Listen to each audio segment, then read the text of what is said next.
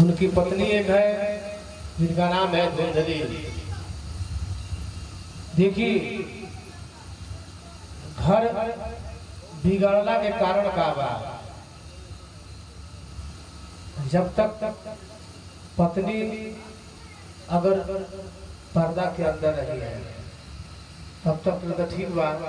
जब पर्दा के बाहर जाई है पर्दा, हाँ तब गड़बड़ हो जाएगी। आत्मदेव जी बेचारे पूजा पाठ करे वाला ब्राह्मण आ उनके पत्नी धुंधली जन्म जथा नाम तथा गुण, जैसन नाम वैसन उनके गुण। धुंधली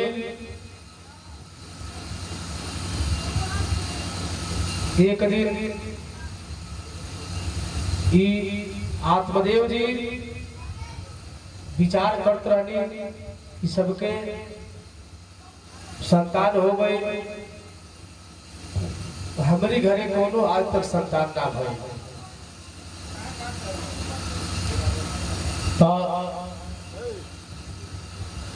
आत्मदेव जी जब घर से बाहर निकल जा अपन पूजा पाठ करावे, धुंधली महारानी अगल बगल के महिला लोग से जब अपन छोटा झुटेवर करके आके जान जा कि आत्मदेव जी के आवे के टाइम हो गई बा, अपने दरवाजा पर बैठ गया।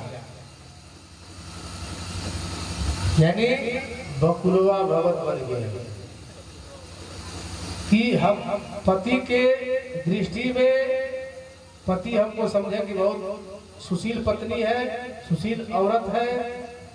आज जब घर से निकल जाते थे तो गांव की महिलाओं से झगड़ा करना और तरह तरह के जो है कार्य करना।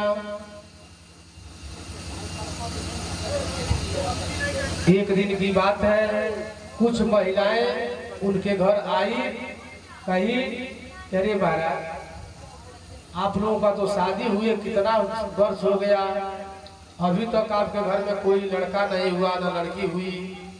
आपकी जो गाय है उसको भी काफी दिन हुआ लेकिन उसका भी कोई अभी बछड़ा नहीं हुआ। आपके घर में जो तुलसी पौधा है वो भी सूख गया है। लगता है कि आपके घर के पितरों का जो है कुदृष्टि है। आपके घर पितर लोग आपके ऊपर रुष्ट हो गए हैं। आपके दिए हुए जो अन्न जल आप अपने पितरों को देते हैं वो ग्रहण नहीं करते हैं लोग, इसीलिए आपके घर में कोई संतान अभी तक नहीं हुआ। और आपकी जो गाय है उसकी भी कोई बछड़ा नहीं हुआ।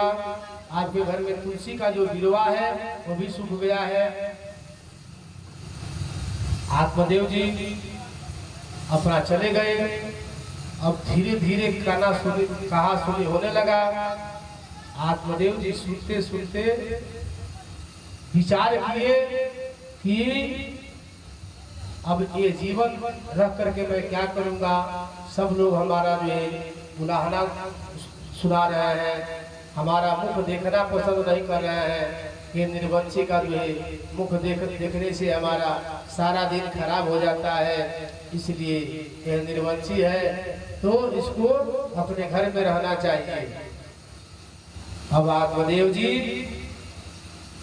भगवान कहते हैं कि निर्मल मन जन सो मोहि भावा, सो ही कपट छल छिद्र न भावा। भगवान कहते हैं कि मन को निर्मल बनावे तो हमें आप पा सकते हैं। अगर मन में कल छपट है तो हमारा आपसे कोई मेल ही नहीं है, कभी भेंट ही नहीं होगा। और आत्मदेव जी घर से निकल जाते हैं। निकलने के बाद जंगल में चले जाते हैं और जंगल में जाकर के एक बरगद के पेड़ के नीचे बैठ जाते हैं। आप बैठ करके वही याद करके चिंतन करके और आंख से उनके आंसू गिरने लगता है, रोने लगते हैं। उसी समय एक महात्मा जी उधर से आ रहे हैं, देख रहे हैं कि कोई ब्राह्मण बैठ करके रो रहा है। आकर के पूछे कथम रोदिशम विप्रह। महात्मा ने पूछा, अरे ब्राह्मण आप क्यों रो रहे हैं? कथम रोदिशा विप्रह, आप क्यों रो रहे हैं? तुम काचे चिंतिया बली असी, आपको क्या चिंता है? चिंता आपको क्यों क्या सताई जा रही है? आप हमसे बतावे। तुम सत्वरम मह्यम, जो अपना परेशानी है आप हमसे बतावे। स्वस्थ दुख से कारणम, जो आपका दुख है उसका कारण बतावे कि आप किस कारण से यहाँ जंगल में बैठ करके आप रो रहे हैं।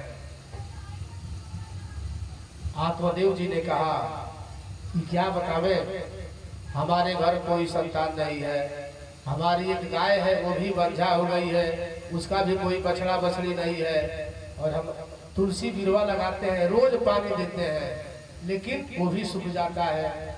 हमारे हाथ से जो पितर को हम देते हैं वो पितर लोग ग्रहण नहीं करते हैं, पितर लोग रुष्ट हो गए हैं। इसलिए हम जंगल में आए हैं कि अपना शरीर समाप्त कर देंगे, न शरीर रहेगा, न हमको कोई उलाहना देगा, न किसी की बात सुनना पड़ेगा।